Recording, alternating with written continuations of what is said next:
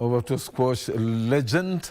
Former East and Central Africa squash champion Asif Chaudhry is rooting for investment in the grassroots development, which will help in the revival of the sport and restore the country's winning glory.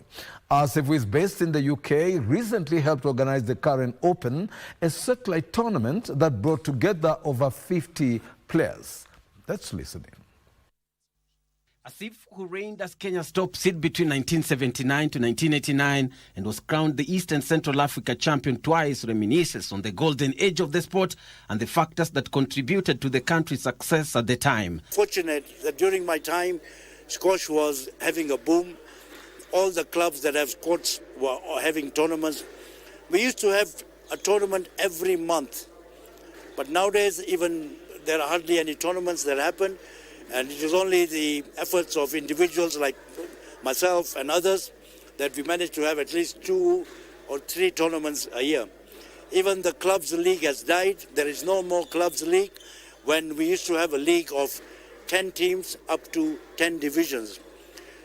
My team, which we have been running this tournament, we are talking with clubs. We want to revive that now. And we already have about 6 clubs who are very keen to revive team squash. Asif runs the Prairie Squash Club in Birmingham, UK, offering a chance for both the British and Kenyan enthusiasts to sharpen their skills at the premier facility. Our Kenya number 1, Muqtadir Nimji, was a member he came to UK. He came and played in our British Junior Open twice. And then he also came to stay and study at the Birmingham University. And he became a member of our club, where he eventually became club champion.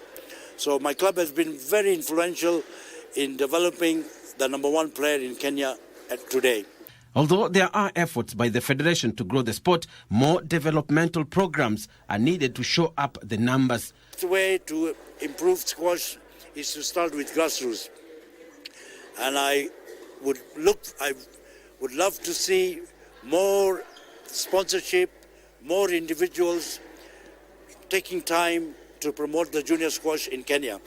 The only way we are ever going to reach the standards of the present top countries in the world in squash is if we start with our juniors today.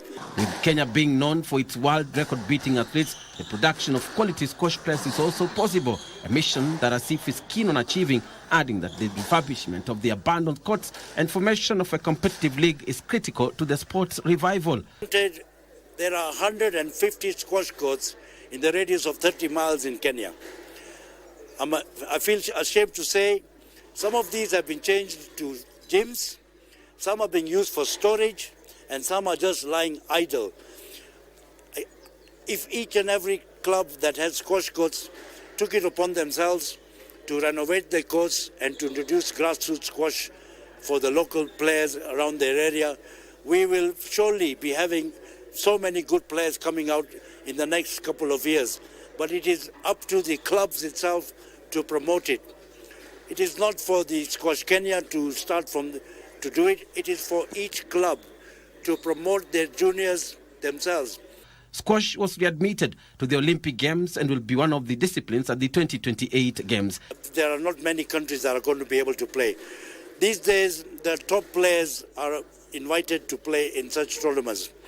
And for us to raise our standard, we need to start from grassroots. But there are other tournaments. We have the British Junior Open, which is hosted by my club in Birmingham at Western Prairie. And for a start, I would love to see Kenyan entries there in the next 2 to 3 years, even if it means they are coming for under 15, under 13, under 11, because that's where they start from.